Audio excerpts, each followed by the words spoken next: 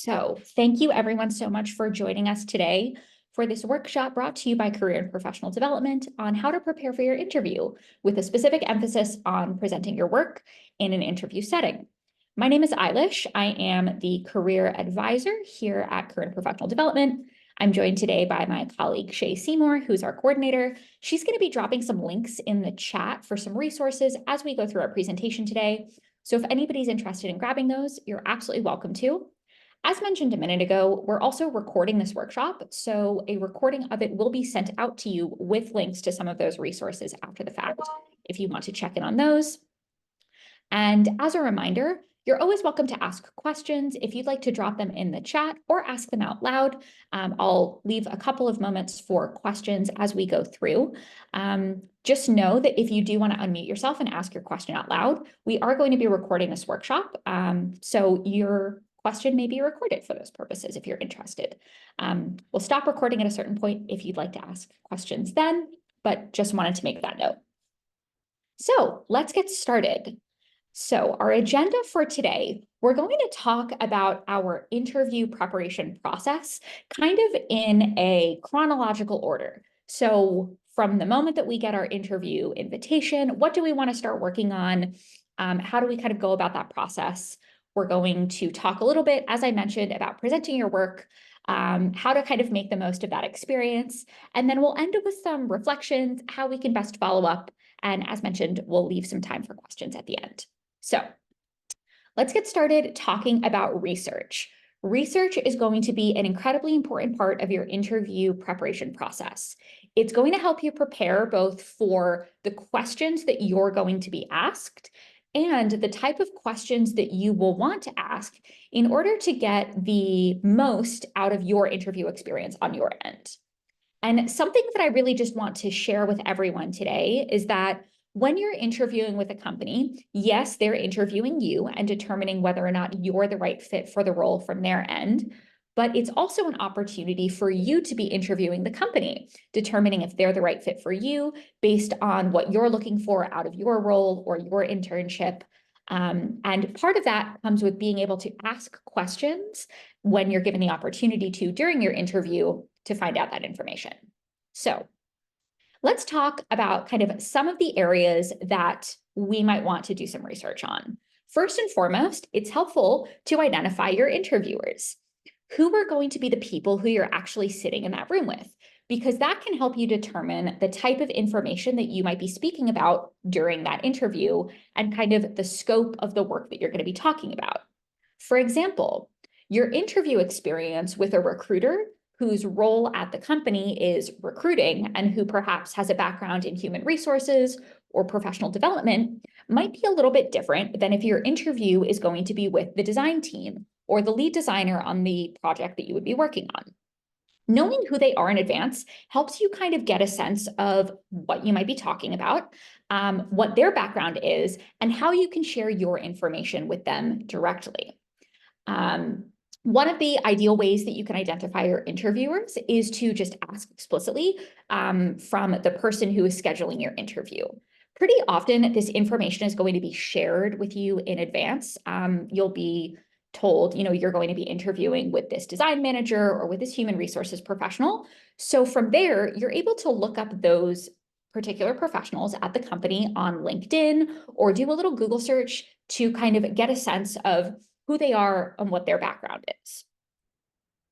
Another area that you might want to do some research is understanding the company's mission, their initiatives, and how they're approaching trends that are currently happening in the industry. So is this a company that is specifically working in your design field, or do they have a team within the company that works in your design field? What's the company's overall mission? What are they currently working on right now? What kind of relationship do they have to the customers or the consumers or the client base that they might be interacting with? Again, what are some initiatives that they're working on at the moment? Is the team that you're being interviewed to work with a particular team that is working on a big initiative at the moment? Are they starting a new project? What's kind of happening within the company at this time that can help you figure out kind of where this role that you're interviewing for fits within the larger scheme of the company? Another area that you might want to research are past and present projects that the company is working on, any kind of featured articles that they've been a part of, and any indication about future directions that they would like to take either this particular design team or the company as a whole. Having an understanding of past and present projects that they are working on helps you kind of understand the background that they're coming in with, how they're approaching different projects. And then looking into any recently featured articles that they might have been a part of can give you some insight into what the company is talking about right now. What are some big picture areas that they're sharing publicly? Are they commenting on any big design trends that they're noting? What are they commenting about if they are making those comments? And are they sharing some insights into any future projects or future directions that they would like to pursue? And how does that kind of interact with your goals as a designer and the types of projects and work that you want to work on in the future?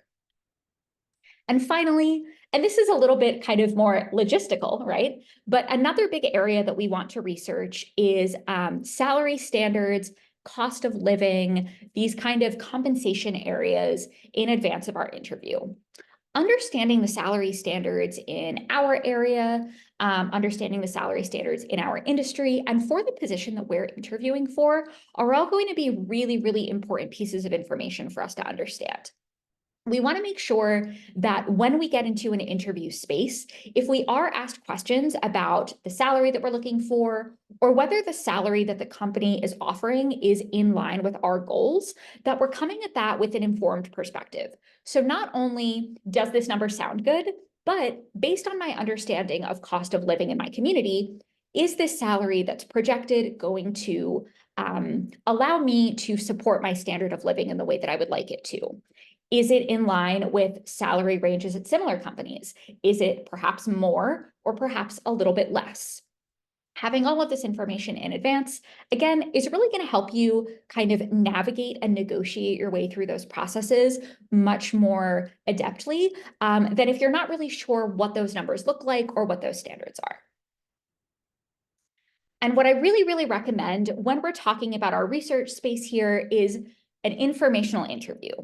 Consider scheduling, if possible, an informational interview with somebody who is currently working in your industry in the position that you're applying for, whether it's at the company that you're applying for, that's ideal, or at another similar type of company. An informational interview, for anybody who maybe has not heard of these before, is a quick chat. This could be on the phone, in person, over Zoom, via email, with an industry professional to basically learn a little bit more about what their experience has been in the industry, and ideally get a little bit of advice or some suggestions for how to operate in that particular industry. For the perspective of an interview preparation, it could be questions like, what was your interview experience like? Were you asked to present a portfolio, or were you just asked to talk about some of your work and your process and what you love about your design field? How many stages were there to the interview? Did you have to go back multiple times? Are there any big areas of skill that you really recommend that I talk about? Having the opportunity to schedule an informational interview and get some of that kind of insider information in advance is going to be an amazing opportunity to really help you kind of feel confident about what you're about to expect, and know and feel a little bit more familiar with what that company is looking for, so you can target some of your question answers, some of your responses, and even perhaps the portfolio work that you're sharing based on that information that you're learning. So overall, research is really going to help you prepare for your interview so you feel more comfortable and more confident walking into that space, which really helps you better exist within that interview space and do your best as a professional. It presents you as an informed and invested candidate, somebody who already has done some research on the company, on this design team, on the people that you're interviewing with, who is really, really invested in this particular opportunity. And finally, it's going to help you learn information about whether or not this company is going to be the right fit for you. Because again, you're interviewing the company in this experience just as much as they're interviewing you. And you might find information out during an interview that leads you to believe that maybe this isn't the exact right opportunity for you, and that's okay as well. So our next big area here is preparation, preparing for our interview after we've done our research. So there are a few big areas that I kind of recommend preparing or thinking through as you go through this process. Number one, check your socials. This is a pretty commonly known piece of info, but employers are researching you too, just as much as you're researching them. So make sure that any social media profiles that are attached to your name, easily identified as being associated with you, are what we would consider to be kind of, workplace appropriate, or sharing information that you're okay with your potential employer seeing. Alternatively, you're also able to just private all of these different socials, your Instagram, your X, whatever other accounts you have, so that you know if anybody is looking you up and they're looking at these particular sites, they're not actually going to see any information. Next, I really recommend preparing for questions. So think about some of the most commonly asked questions that you might be presented with in an interview. My colleague Shay will be linking a resource for preparing for interview questions in the chat.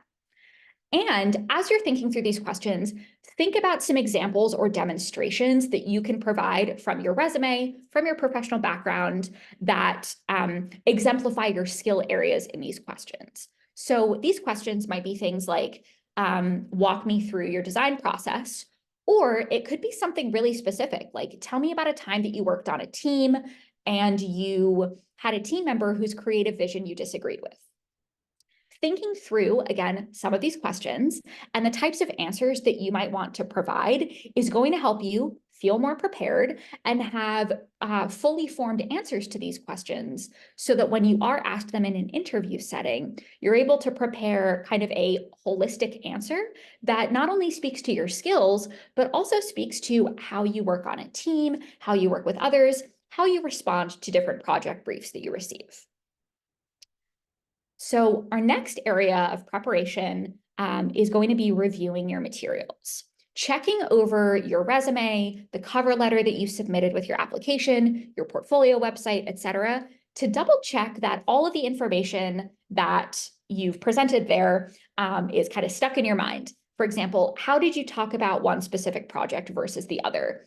Was there one particular project or experience that you really emphasized in your cover letter that you want to make sure that you talk about a lot in this interview setting?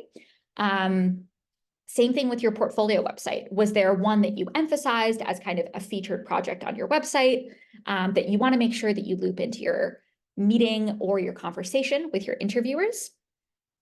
Just double checking and going back through all of these pieces of info will kind of help orient you with the language that you want to use, how you talk about different experiences and skills that you have, et cetera. And then finally, and this brings us back to our research piece here, try to prepare your own questions in advance of your interview. Typically, you're going to be given time, usually towards the end of your interview session, to ask your own questions to your interviewing team. And these questions really can be about anything that you're curious about within certain limits, right?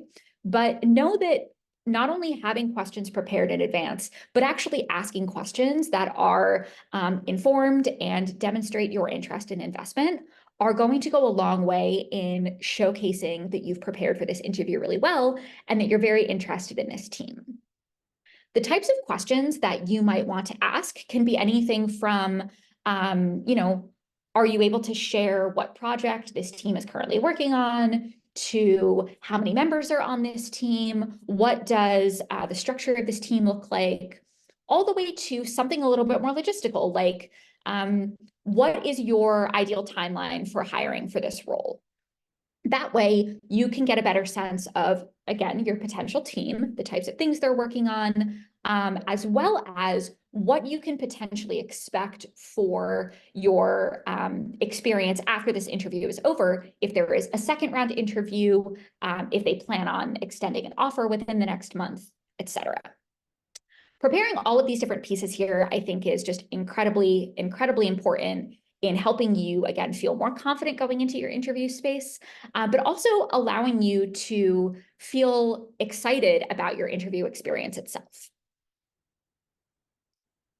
So some of the types of questions that we might be asked in our interview, again, as I mentioned, you're going to be asked different questions about yourself as well as about the company.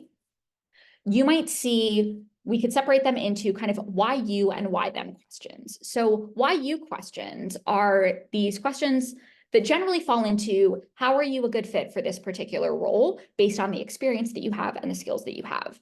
These can be questions like, tell us about yourself, tell us about the time that you insert X experience, for example, worked on a team, led a team project, etc.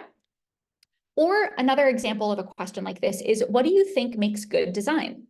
This is a nice kind of general question that really allows you to talk about your design philosophy and what you love about what you do in a kind of neutral space.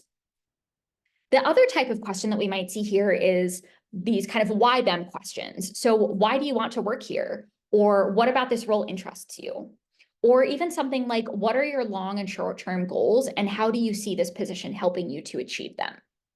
These are the types of questions that, again, our previous research is really going to help us answer. So why do you want to work here? Or what about this position interests you can really be formulated by what are some of the projects this team is working on? What about this company's mission or values aligned with your own missions and values? What are your long and short-term goals? How do you see this position helping you reach them? Really has to do with what direction do you see this company going in? What do you know about what this team is already working on and where they want to take these projects or what initiatives they plan on working on in the future that might align with your own goals as well? So I really recommend starting to think through a lot of these questions. It doesn't even have to be after you've scheduled an interview, but just giving yourself some time to get comfortable and prepared answering and talking about yourself in this type of setting. And then our next big area here is practicing. I really, really, really recommend to everybody, whether you've been on an interview before or whether this will be your first time in an interview experience, to practice. Practice in advance, prepare yourself in advance. It's not ideal for the first time that you're answering interview questions to be in an interview room itself. So let's talk about some of the ways that we can practice interviewing. First and foremost, mock interviews. You can schedule a mock interview with the Career and Professional Development Department as a career advising appointment to go over some of these kind of big questions that you might be asked, talk about some strategies for how to ask them, and answer any questions that you have about the interview experience itself. You could also potentially do a mock interview with a peer or a family member. If you know the types of questions that you might be asked, you can have them ask them to you and just get comfortable with responding quickly to those types of questions. Another opportunity that you have to practice is on Art Center Connect. Art Center Connect, which is CPD's hub for our job board, scheduling career advising appointments, etc., also hosts mock interview modules. And in these modules, you can actually get presented with a question automatically and then have the chance to record yourself answering those questions so that you can watch back your recorded response, get a sense of what questions you feel really comfortable with, which ones maybe you feel a little bit less comfortable answering. So you know, okay, I should probably do a little bit more preparation for those particular questions. Connect is also a really great option if perhaps you have an interview come up on short notice, you're not able to schedule a mock interview with us or meet with another peer or colleague. Connect can give you a great reference for the types of questions that you might be able to get asked in an interview, as well as how you want to respond. And then some other options for practice here are, preparing your answers in advance. I don't recommend necessarily writing yourself a script and memorizing that script in response to a question, but thinking through what your answers might be for, again, questions like, what do you think makes good design? Or tell me about a time that you worked on a team. This will really help you feel, again, more prepared going into your interview experience itself. but it helps you practice and kind of perfect what parts of those experiences you want to focus on or emphasize, depending on the interview itself. And then finally, understanding best practices for virtual or phone interviews is also going to be an important part of your practice process. So interview experiences can vary. They could be in person, they could be virtual over Zoom or Teams or another chatting service like that, or you might potentially have a phone interview. And understanding kind of the big areas that we want to keep tabs on or check on in an in-person interview versus a virtual interview versus a phone interview are going to be really, really helpful as we're, again, preparing and practicing for our experience. For example, some of the big things for a virtual or phone interview might be double checking that the room that you plan to hold that interview in is soundproof, or that you have a sound masking mechanism of some sort, in case your apartment building happens to be particularly loud, or you have other people in the home with you, or you just really want to make sure that there's no interruptions. So again, a few different ways that we can practice here are mock interviews with career and professional development, as well as Art Center Connect, these mock interview modules where you have the option to record your answers and watch them back. Again, all really, really fantastic ways to prepare ourselves, get a little sense or a taste of what we might be asked, and generally feel a little bit more comfortable and confident talking about ourselves in these professional spaces. So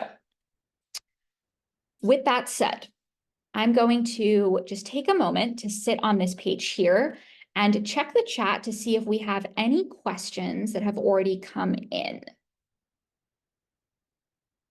I also invite anybody to ask a question. Drop it in the chat if you would like to and you haven't done so already. Let's see.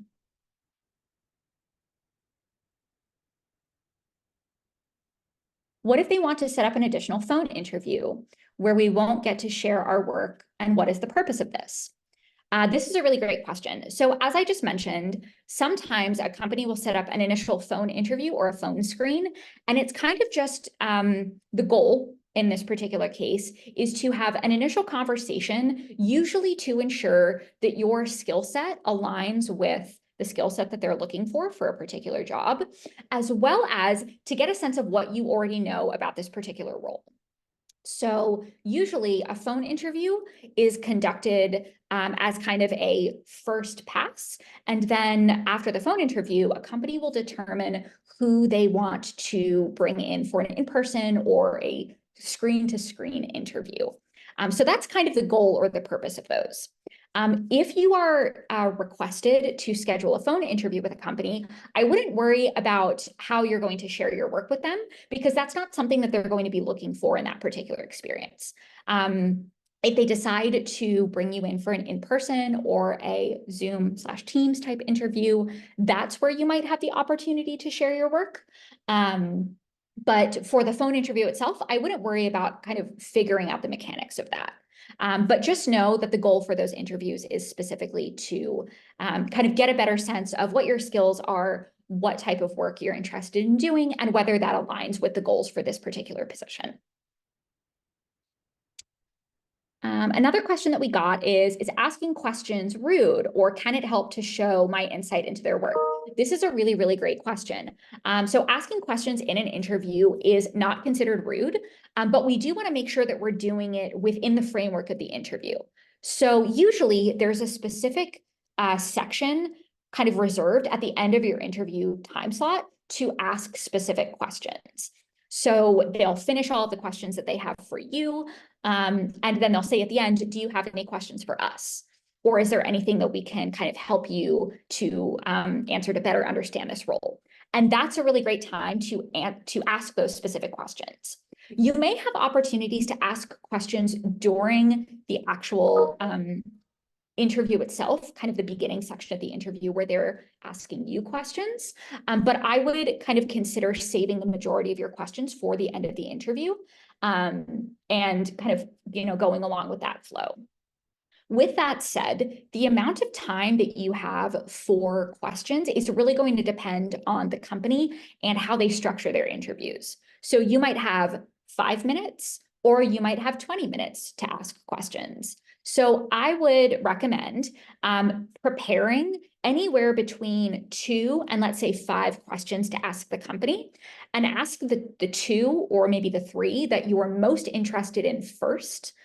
So that if you don't have time to ask all 5 of those questions based on their schedule, that you get the ones that you're most interested in knowing out of the way first. And you can always ask after maybe 1 or 2 more questions, something along the lines of, I do have a couple more questions, but I want to be mindful of your time. Am I able to ask 1 more? Or would it be possible for me to follow up this interview with a question via email? That way, you're showing that you have a lot of insight or are very interested in the work that they're doing, but you're also respectful of the time and the structure that they have developed for this particular interview experience, and are open to asking them a question in a different avenue if that's preferred. So that's a really, really great question. We had another question that's a little bit less interview specific that says, do titles like junior mean a certain salary bracket? That's a great question and really depends on the company and kind of what their structure looks like. So I don't want to say yes or no on the whole, but it really depends on the company.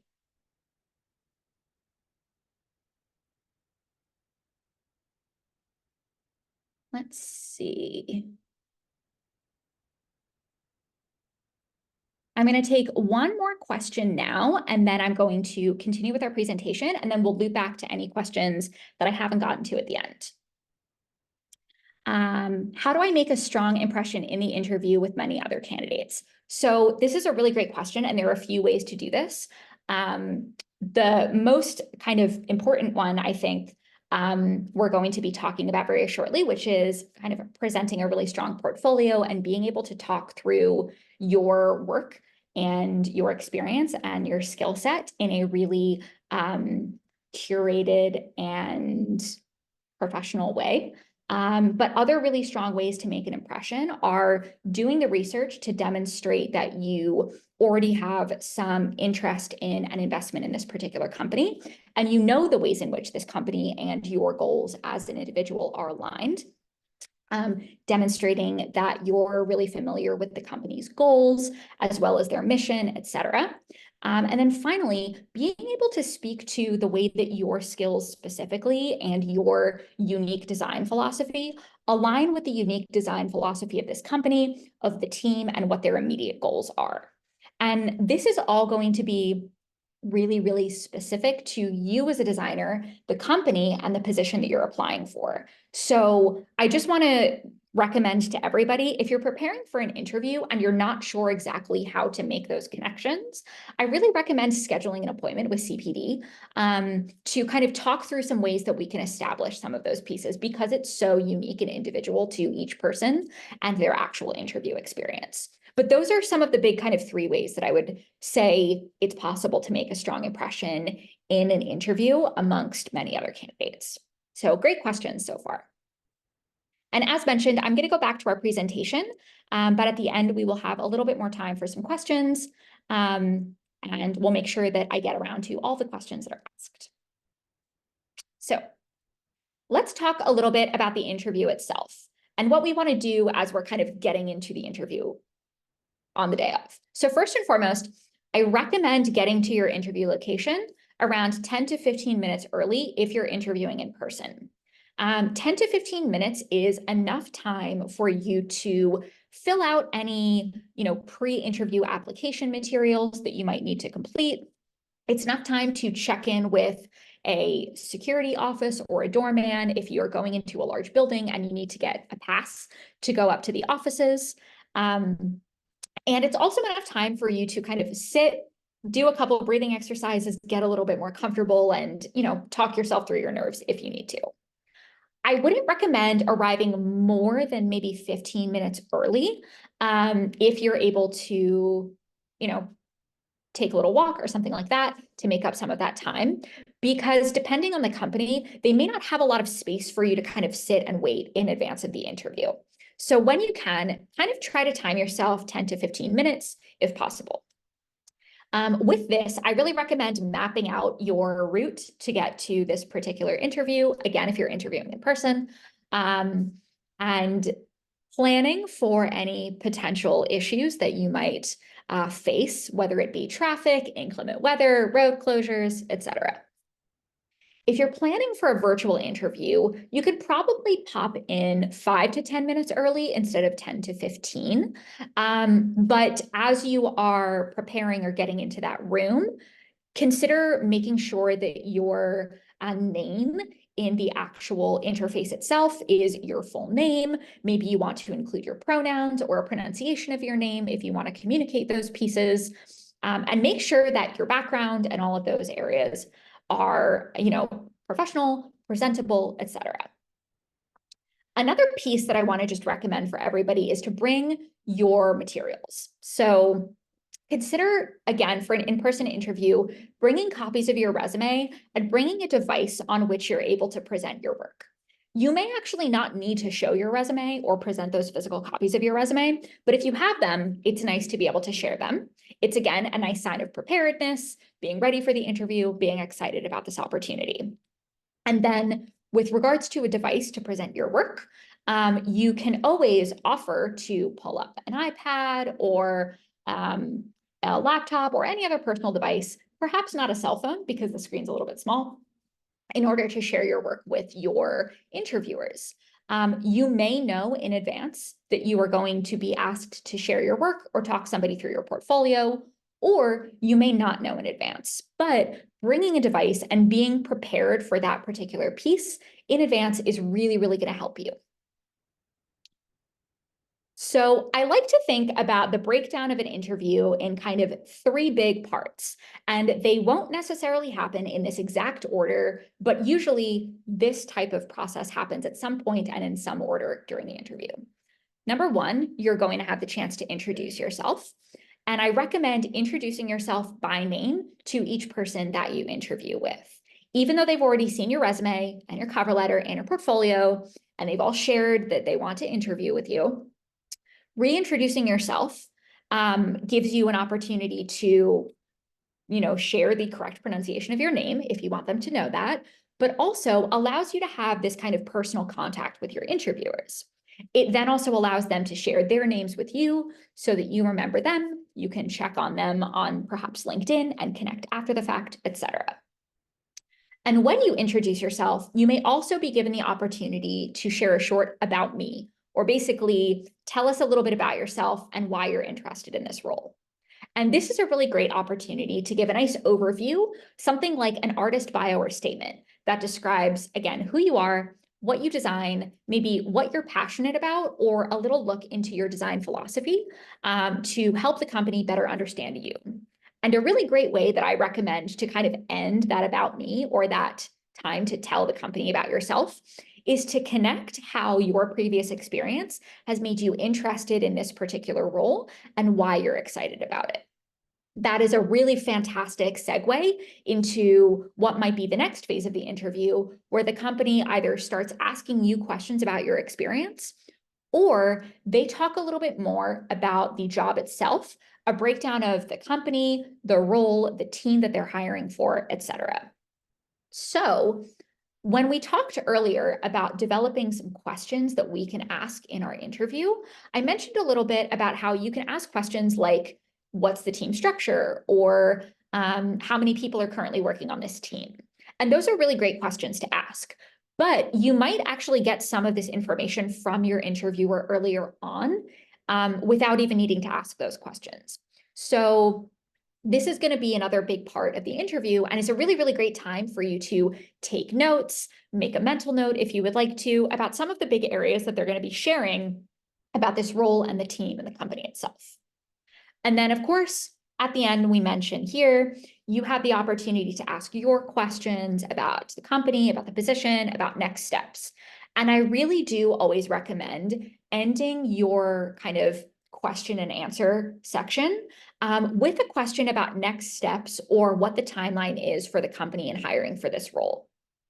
Number one, it's kind of a nice closure or bookend to your conversation, but it also is really helpful for you in thinking about how you engage with the company, with your interviewers over the next few weeks. For example, if they share that they're planning on doing a second round of interviews and they'll be reaching out by the end of next week in order to schedule those for anybody that they want to meet with again, then you know, okay, I'll probably hear from them by end of next week if they want to schedule a follow-up email with me or a follow-up interview. If they say, we're only doing this one round of interviews, but we have interviews scheduled until the end of this week, and then we're going to make a decision, then you know that you might hear from them perhaps the following week or a couple of weeks from now after they've gone through all of their candidates and they've been given the opportunity to talk through, any questions or concerns that they have about the candidates that they've met with. This can really help you in kind of scheduling when you follow up with that particular interviewer and when you expect to hear back from them. So it's helpful for both parties in my experience. Which brings us to our very last piece here, which is our big topic for today, presenting your work. So I'm going to talk about presenting your work in kind of three big areas. So first and foremost, managing your technology. Second, preparing your work itself. And then three, guiding the conversation or kind of how we want to frame and discuss our pieces. So let's start with managing your technology. There are a few big things that I just want to encourage everybody to think about. They're small logistical pieces, and sometimes they seem really obvious, but because they're obvious, sometimes we forget about them. So number one, make sure that whatever device you're using to present your work is charged.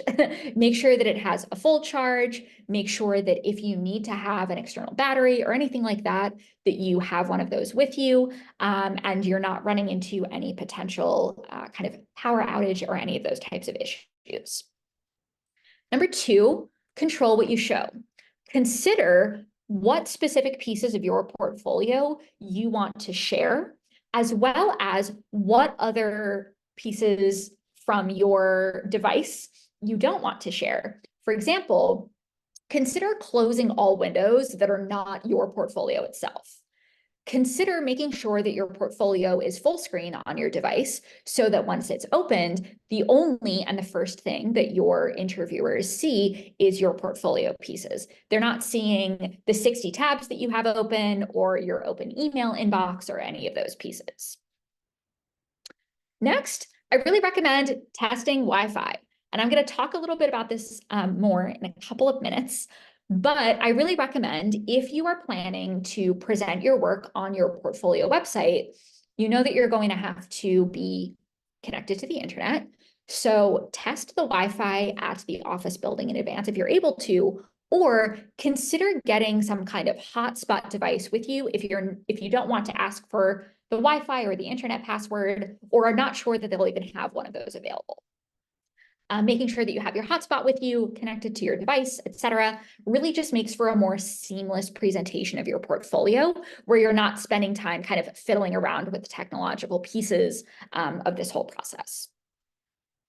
And then next, test screen sharing. And this is specifically for virtual interviews. So again, if you're interviewing on a platform like Zoom or Teams, you're probably going to be sharing your screen in order to talk through your portfolio. And you want to make sure that you're able to share your screen in, again, a nice fluid manner. This is also going to relate to our second point here about controlling what you show. So when you share your screen, you want to make sure that the only thing that you're sharing is your portfolio or the relevant pieces to this interview. Again, not those 60 tabs you have open that you have to navigate through, maybe not your open email inbox, or perhaps like me, you have a desktop that's full of 100 different files, and you know that organizational process, but nobody else does. So double check and test out that screen sharing process in advance to make sure that it's a nice seamless process. Now, our next area here, preparing your work. So a couple of things that we want to consider when we're preparing our work. First and foremost, we want to know our interviewers. So this goes back to our first point here about research, understanding who we're meeting in our interview space. Who are our interviewers? What type of role do they have in this particular company? And what types of things are they working on?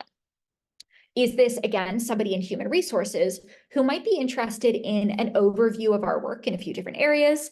Is this a specific designer who's worked on a specific type of project, and we have a project that really aligns with that specific project? We might want to choose what we show based on who our interviewers are. This brings us to our next point, choosing what to show. Identify which projects are going to be the best fit to present in this particular interview based on the scope of the role itself. What types of projects are you working on? What types of skills are they looking for? And which of your projects best fit those skills, that scope of work from your experience? You might also want to choose, let's say, one or two of your most relevant and best projects as they relate to this particular role. Depending on how much time you have, you might also consider having a third project to show that also speaks to your skill set if you have that additional time available. Another big area to think about here is practice navigating around. If you are going to be presenting your portfolio on your portfolio website itself, practice the exact pathway you're going to take to get from your website homepage to the portfolio pieces that you're sharing. Practice if you have to scroll through different image cards. What is that process going to look like? Are you going to go through it quickly? Are you going to talk as you go? What does that actually look like? And you can kind of write yourself a list of overall talking points or a process if it helps you feel a little bit more confident as you're presenting those pieces. And then our last point here is to consider developing a slide deck or a PDF. So as we talked about previously in managing our technology, if you're planning on presenting your portfolio from your portfolio website itself, you're going to need to be connected to the internet. So you're going to want to test your Wi-Fi if that is something that you need, or you're going to want to ensure that you have a hotspot with you. An alternative to this is going to be to consider just pulling out the specific portfolio pieces that you want to share and putting them into a curated slide deck or PDF that you can share without internet on the device that you're using. This is also a really great way to kind of practice the navigation process or not need to worry about how you're navigating because everything is just slide number 1, slide number 2, or the different pages of your PDF. Curating your work in this way allows you to present it however you want, specifically for this particular role or these specific interviewers, as well as kind of negates a lot of those potential technological issues that you might run into if you're sharing your work on your website and you have to worry about Wi-Fi or other internet connectivity issues. And then our last piece here is how do we guide the conversation? So first and foremost, we want to contextualize our work. So start off by presenting your project through the goal or the project brief that you were looking to complete for this particular project. You might also want to share some of your key learning objectives. So what was your goal for this particular project, or in what way did this project help you grow as a designer? Was it your opportunity to perfect your 3D modeling skills? Was it your opportunity to complete a storyboard with a team? Was it an opportunity for you to do a lot of really fantastic prototyping work? Again, contextualize within the context of how did this help you grow as a designer, as well as what were some of the big skill areas in this particular piece of work that relate to this particular job opportunity. And then as we are presenting our work itself, we want to make sure that we're showing our process. It's really easy for us to think we just present our final finished pieces or final finished renders as we talk about our work, and that's it.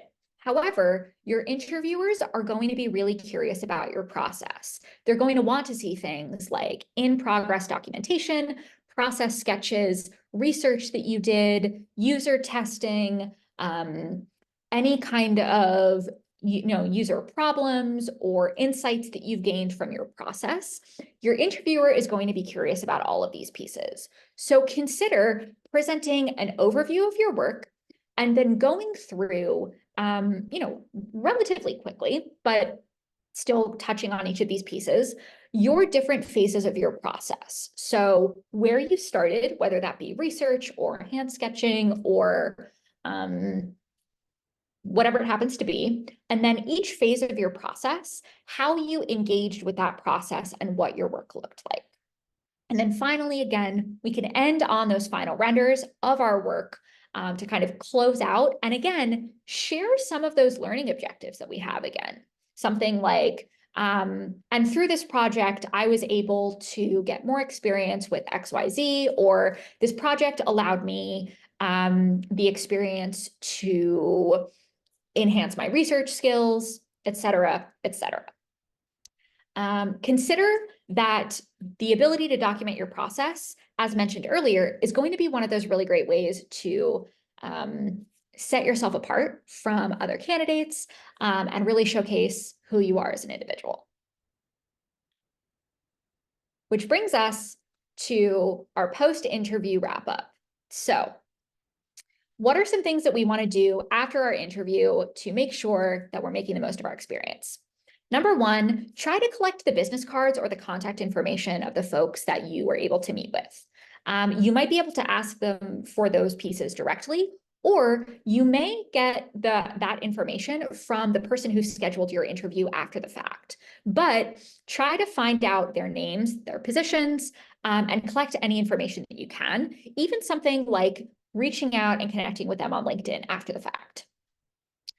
Try to, once you're going through that process, send a thank you note that reinforces your enthusiasm for the job, your qualifications for the job, as well as maybe something that you really connected with your interviewer on. Maybe you both worked on a similar type of project when you were in design school, and they were really excited to see that you were working on this project because it reminded them of something they did. Reflect on that and reiterate that specific piece that you connected on as not only a great way for them to remember you, remember this really positive interaction that you had, but also as an avenue to reiterate the ways that you're qualified for this particular role. And then finally, I really recommend, as everybody is kind of preparing for their next interview or going through their interview process, do a little personal debrief. Think about how you felt about this interview, how you felt about the company. Were there any questions that you were really excited to answer? Were there any questions that maybe you feel like you weren't as confident with and you could have prepared for better? What were some of your strengths? What were some areas that you really want to practice so that the next time that you have an interview opportunity, you can really make the most of it and learn from previous experiences? And this looks a couple of ways, right? We can also make note of some of the questions that we were asked. Was there a question that kind of came out of left field that we weren't prepared for at all? Make a note of that after the fact and think about how you would answer that question if you were given time to prepare and ask it again.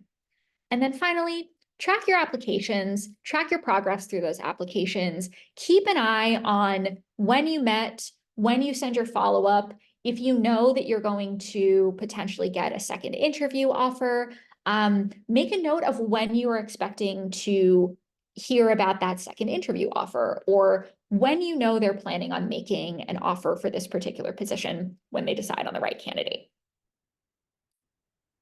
And finally, let's do kind of a little overview of what we've discussed today. We talked about the importance of research and how that helps inform us and feel a little bit more confident about our interviewing skills. We talked about preparation, how we can prepare our social media materials, prepare ourselves, work through some of those big questions that we might have to answer in an interview setting. We talked about different ways to practice in mock interviews, in Art Center Connect's interview modules. We talked a little bit about the interview process itself, about making sure that we get there early, that we prepare our materials, that we're on time. We talked a little bit about presenting our work. What are some of the big areas that we want to make sure we're presenting our work with? And then we talked a little bit about how to follow up. So the importance of following up, what we want to include, and as well, how we want to reflect back on ourselves and our experience. So with that, I'm going to pop us on to our questions page. We have a few minutes left. I'm going to stop our recording for today's workshop.